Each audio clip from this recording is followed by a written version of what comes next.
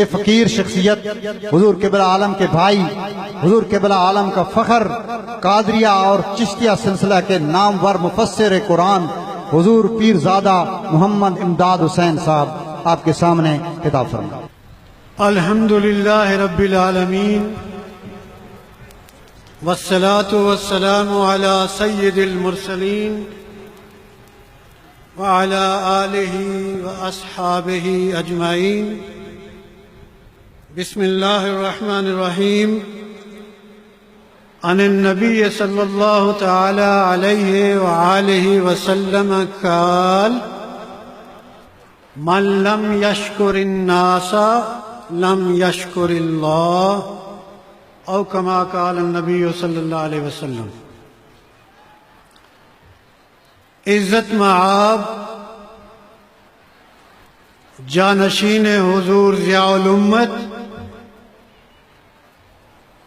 حضرت پیر محمد امین الحسنات شاہ صاحب مد اللہ تعالی ظلہ العالی بالصحت والسلامت والعافیہ۔ عزیز القدر جانشین حضرت پیر کرم حسین صاحبزادہ پیر مظہر حسین قادری، واجب التعظیم علماء کرام، مشائخ اعظام، محترم خواتین و حضرات، السلام علیکم۔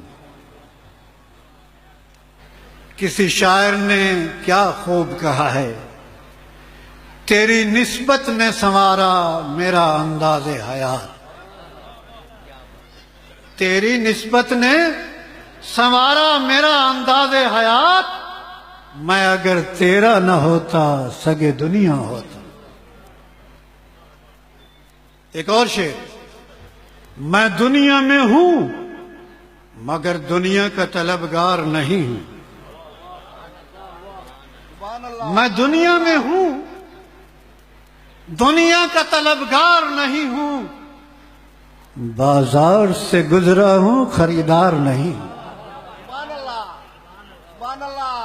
اگر صاحب مزار حضرت پیر کرم حسین مجھے بیرا شریف نہ بھیجتے،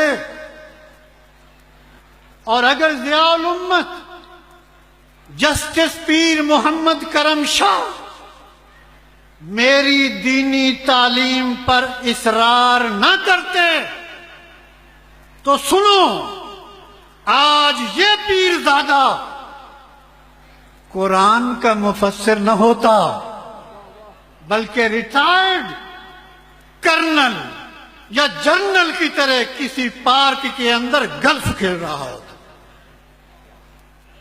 محترم خواتین و حضرات، حضور ضیاء الامت نے جب مجھے برطانیہ بھیجا تو مجھے کیا نصیحت کی، مجھے کون سا زادہ راہ دیا، وہ سننے کے قابل ہے۔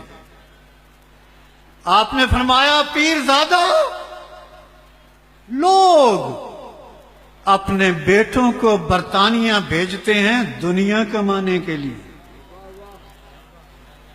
لوگ اپنے بیٹوں کو برطانیہ بھیجتے ہیں دنیا کمانے کے لیے، میں تمہیں بھیج رہا ہوں دین کمانے کے لیے۔ مادیت پرستی کے اس دور میں دین کمانے کا دعویٰ کرنا آسان ہے، مگر اس پر عمل کر کے دکھانا آسان نہیں ہے۔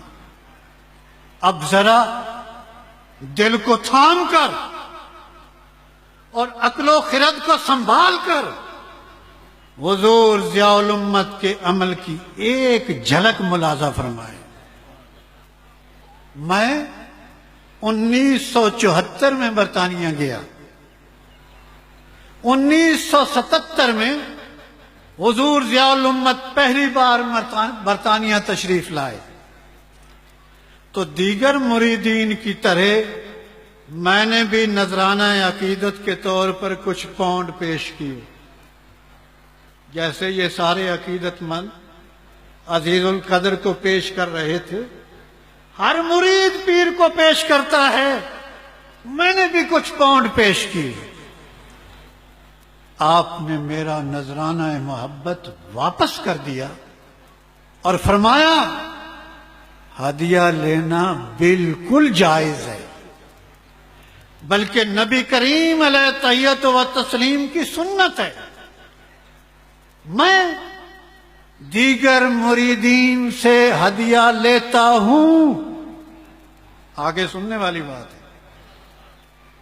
میں دیگر مریدین سے ہدیہ لیتا ہوں، مگر تم نے مجھے ہدیہ نہیں دینا، کیونکہ میں نے تمہیں دین کمانے کے لیے برطانیہ بھیجا ہے، اور یہ ہدیہ جو تو دے رہا ہے میدان حشر میں کہیں میری اس دینی خدمت کا صلہ نہ بن جائے، اس لیے میں نہیں لوں گا۔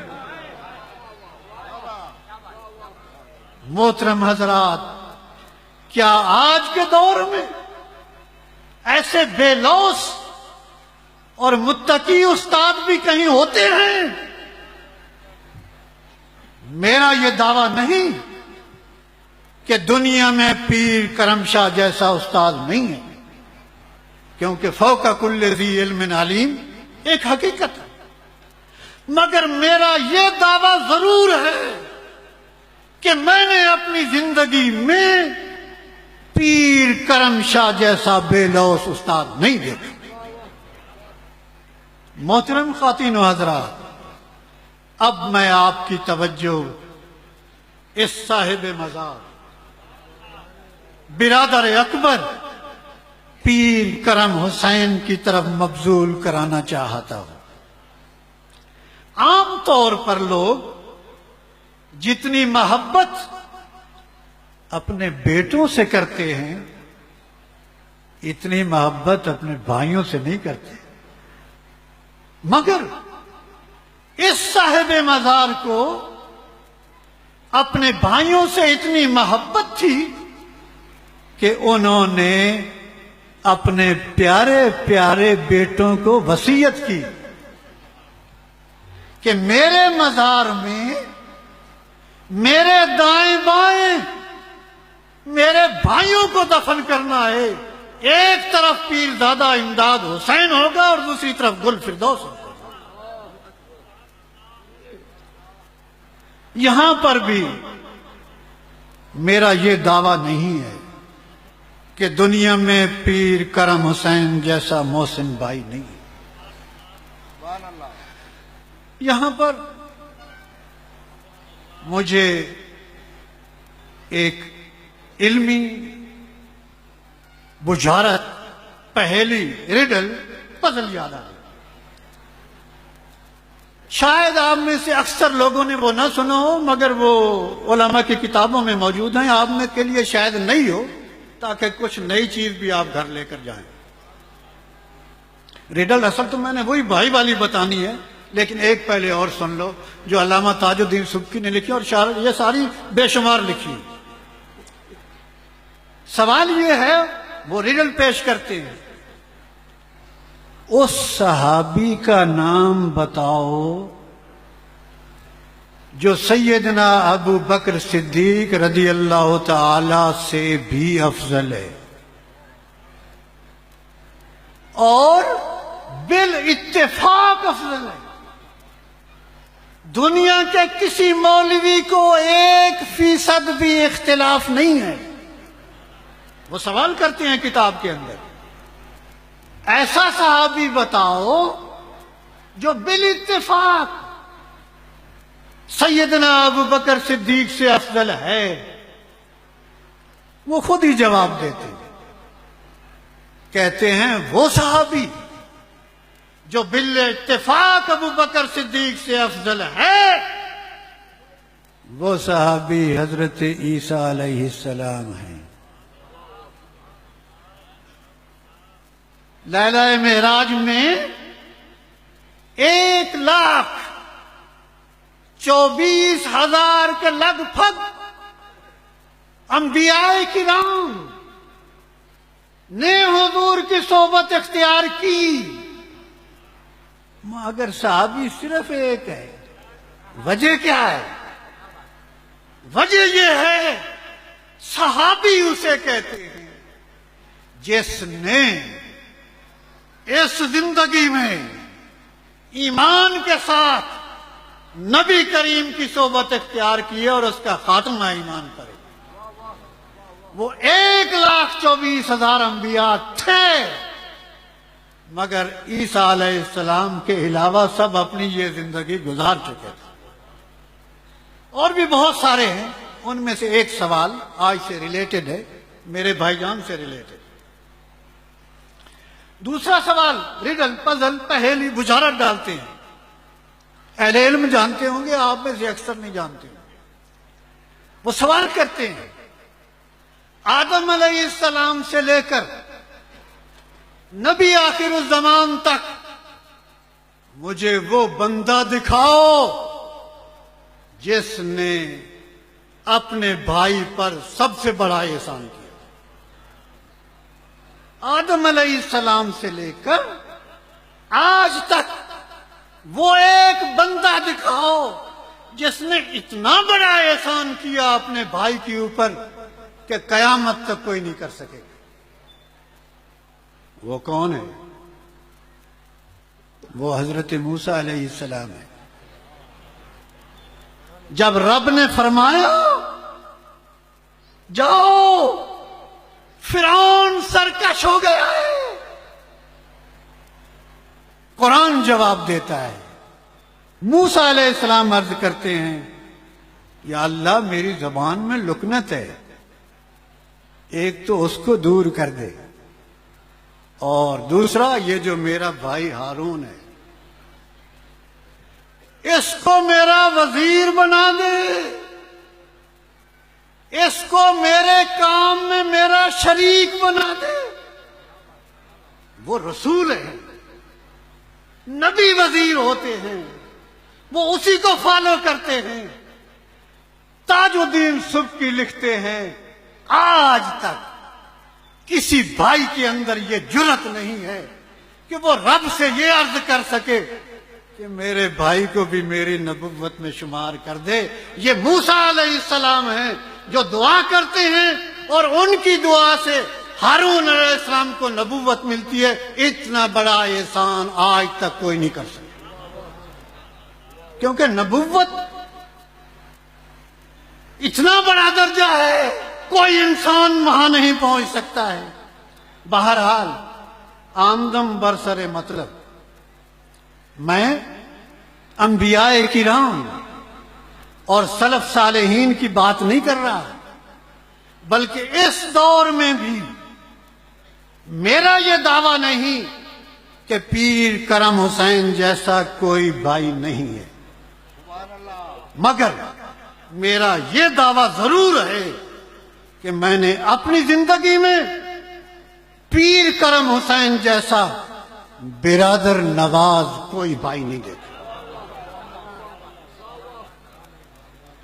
محترم خواتین و حضرات، حضرت پیر کرم شاہ رحمت اللہ علیہ ہوں یا پیر کرم حسین علیہ رحمہ ہو، یہ دونوں مقدس حضرات اللہ تعالی اور اس کے رسول مکرم کے بعد اس دنیا میں اس فقیر کے سب سے بڑے محسن اور سب سے بڑے کرم فرما ہے۔ اللہ تعالی نے لمحہ فکریہ، اللہ تعالی نے جس کو کرم شاہ بنایا، اللہ تعالی نے جس کو کرم حسین بنایا، وہ کرم نہیں کرے گا تو اور کیا کرے گا؟ اور آج حسن اتفاق ہے کہ میرے ان دو کرم فرماؤں کے جانشین میری نگاہوں کے سامنے تشریف فرما ہے، اور ان دونوں نے اپنے بزرگوں کے مشن کو 4 چاند لگا دیے۔ حضور ضیاء الامہ کا جب انتقال ہوا، تو دارالعلوم محمدیہ غوثیہ بھیڑا شریف کی 25-30 برانچیں تھیں اور اب 200 سے زائد ہیں۔ حضور ضیاء الامت ایک عظیم الشان دارالعلوم چھوڑ کر گئے تھے اور جانشین حضور ضیاء الامت حضرت پیر محمد امین الحسنات شاہ صاحب نے اس دارالعلوم کو آج یونیورسٹی بنا دی۔ اور میرے برادر اکبر حضرت پیر کرم حسین کے وصال کے بعد ان کے صاحبزادوں نے اپنے والد گرامی کے مشن اور سلسلہ طریقت کو 4 چاند لگا دیے۔ آپ دیکھ رہے ہیں کہ انہوں نے ایک عظیم الشان مسجد، عظیم الشان اور لاجواب مقبرہ، حفظ قرآن کا مدرسہ، انگلش میڈیم سکول، عظیم الشان لائبریری اور بے شمار تبرکات جمع کر رکھے۔ ایک اور بات سناتا جاؤں، میری ایک مسلم چیریٹی ہے جس کے تحت یہاں 5 ہسپتال چل رہے ہیں اور غریبوں کا مفت علاج ہو رہا ہے۔ ایک دروازے کے ساتھ ہے، دوسرا جنگ میں ہے۔ 10-12 سال پہلے کی بات ہے، یہ پاکستان کے اندر عزیز القدر پیر مظہر حسین اس کی سربراہی کر رہا ہے۔ میں اس کو پیسے بھیجتا ہوں، یہ آگے پورے ملک میں چلا رہا۔ 10-15 سال میں نے اسے کہا، مظہر تو اپنا وقت دیتا ہے، مریدوں کا وقت کاٹ کے ادھر دیتا ہے، میری خواہش ہے میں 50,000 روپیہ ماہانہ تیری تنخواہ مقرر کر دوں۔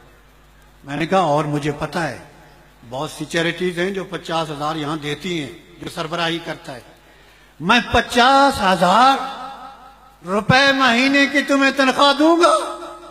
یہ 10 سال پہلے کی بات ہے، اب تو وہ 1 لاکھ بن چکا ہوگا نا ترقی کرتے ہوئے۔